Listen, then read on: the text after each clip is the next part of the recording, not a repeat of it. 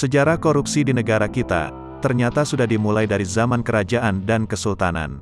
Hal yang membuatnya kurang terekspos karena memang para sejarawan lebih memfokuskan kajian-kajian sejarah mereka ke arah politik dan sosial saja.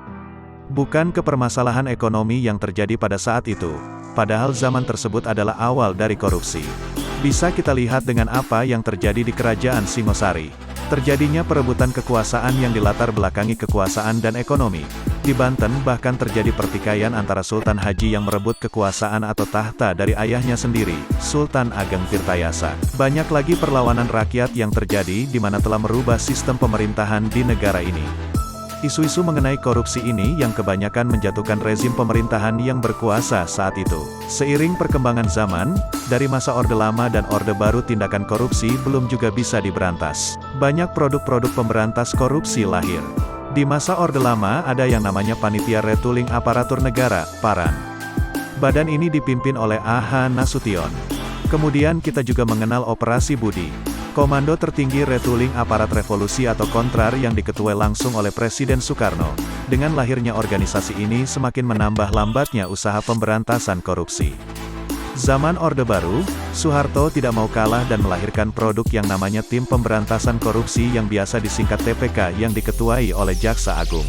Pada periode yang sama Presiden Soeharto juga membentuk Tim 4 yang tugasnya membersihkan Bulog, Depak, Pertamina, Telkom, dan lain-lain. Pada masa yang sama juga didirikan Operasi Tertib atau OPSTIP, yang juga sebagai pemberantas korupsi di Indonesia. Tetapi dua lembaga ini juga sering berselisih. Hal ini sangat melemahkan lembaga itu dalam memberantas korupsi.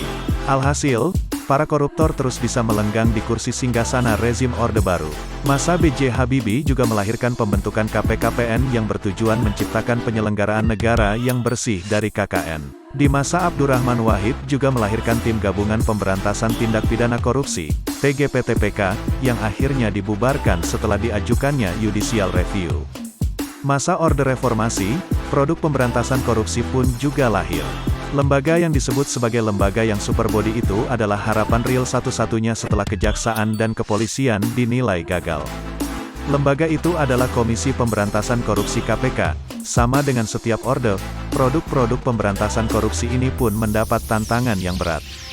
Dan yang paling hangat sekarang itu adalah usaha-usaha pelemahan terhadap keperkasaan lembaga yang disebut KPK ini. Marilah kita perbaiki sikap dan pemikiran kita sebelum menjadi penguasa. Karena hukum itu lahir dari hasil pemikiran orang-orang yang berkuasa. Jika kita penguasa yang adil, rangkullah rakyat untuk menghasilkan suatu kekuatan. Maka produk hukum yang lahir itu akan baik. Karena apa? Karena keadilan itu lahir dari sanubari rakyat.